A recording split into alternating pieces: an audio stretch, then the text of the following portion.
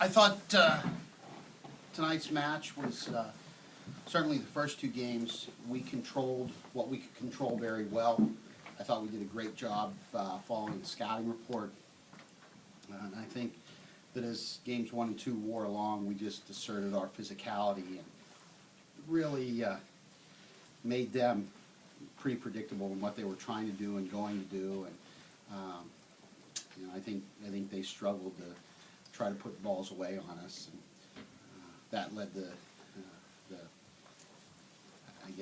scores of 12 and 18.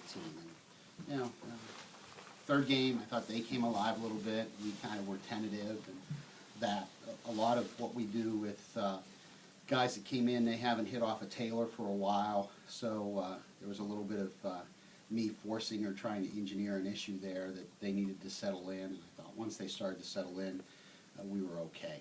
And I think that anytime you give a team a chance or a hope, all of a sudden they start to play a little bit better, and I think you saw that with Sacred Heart. Anything from you guys?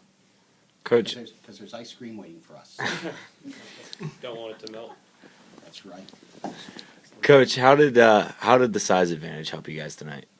Well, we come out of this with what? 8.5 blocks, almost 3 blocks a game. I think we touched some balls, but they had trouble hitting the court, and usually that stems from our block being solid in front of them and then trying to do a little too much. But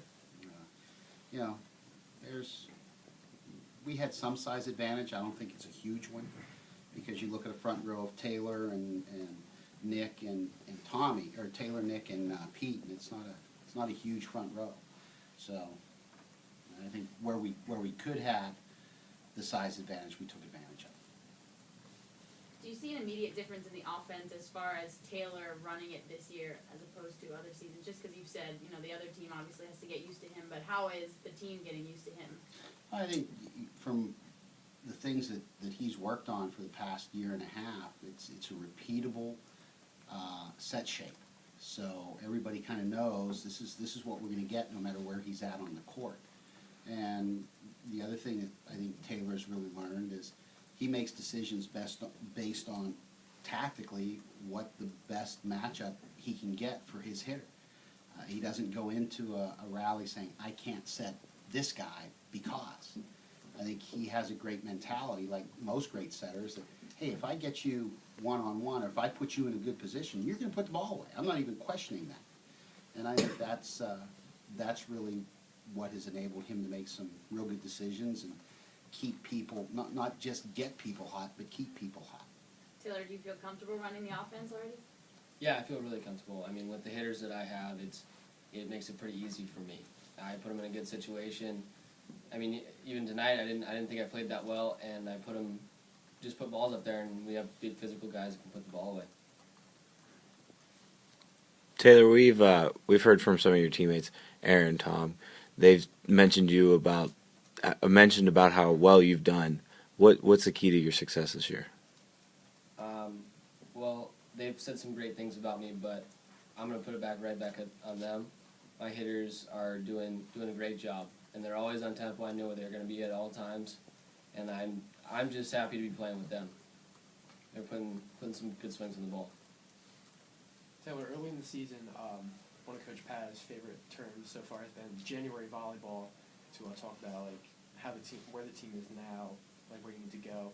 How have you guys gelled with your offense, and where do you think you guys are going to head to? I think we're just going to get nothing but faster. Right now, there's some balls where we're running a high ball where I think in the end of the season we're going to be running a go and being real fast to the pins and beating blocks. And I think we're beating blocks now, but I think we can beat even more and getting more one-on-one situations, things like that. Go ahead. Nick, where do you feel the offense is coming out of the middle at this point, starting the IBA play? I feel Seifert and I, and even Ian, are hitting high percentages. I think we're getting one-on-ones, and when you have the threats of Aaron and Peter and Tommy on the pins, it's pretty tough to have those blockers bunched. I know if I was trying to block against our offense, I really wouldn't know what to do. Just how all the pins are so quick and the middles are quick. We just have all good threat, and it helps everyone out. Taylor, are the guys pretty easy on you on keeping it balanced by